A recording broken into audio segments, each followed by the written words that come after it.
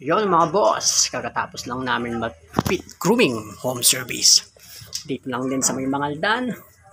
Bali kasama natin yung aking poging-poging assistant. Tawagin natin siya sa pangalang Andrew, aka Boy. Maulo. Hi! Alam mo ah. Alam mo ah. Ayan o. So, bali yan yung mga aso na pinaliguan ng aking master na si Neg. Isa, dalawa, tatlo, tapos nang napaliguan, na full shift na rin yung tatlo. Yan na rin yung isa. After grooming, pinapaliguan namin, sagot namin yung shampoo, sagot din namin yung cologne, nandun yung cologne. Saan ba yung cologne natin, kaibigan? So, ayan, tapos na rin kami. So, pauwi na rin kami ng Gasang. Ayan.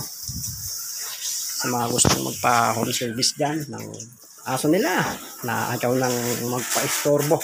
Any point of Pangasinan ay kayang-kaya ko po yung puntahan. Kahit parking La Union pa yan, mga tarom. Kaya namin puntahan yan ni Negro.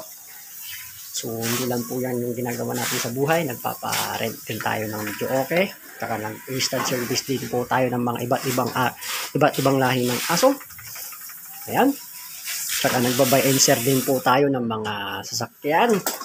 Yan nga pala sa mga gustong bumisita o gustong bumili ng mga old car na running condition, merong aircon, merong stereo. At kung may papagawa ka man, kukunti na lang dahil yung mga iba doon, nakagawa na natin. So wag mag-expect na quality yung ating unit dahil nga po old car sila pero running condition.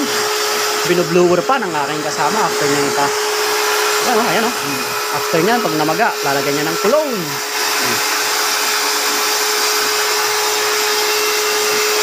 Bali, pit grooming home service po kami, guys. So, hindi ko na po papatatagalin yung aking video. Ayan.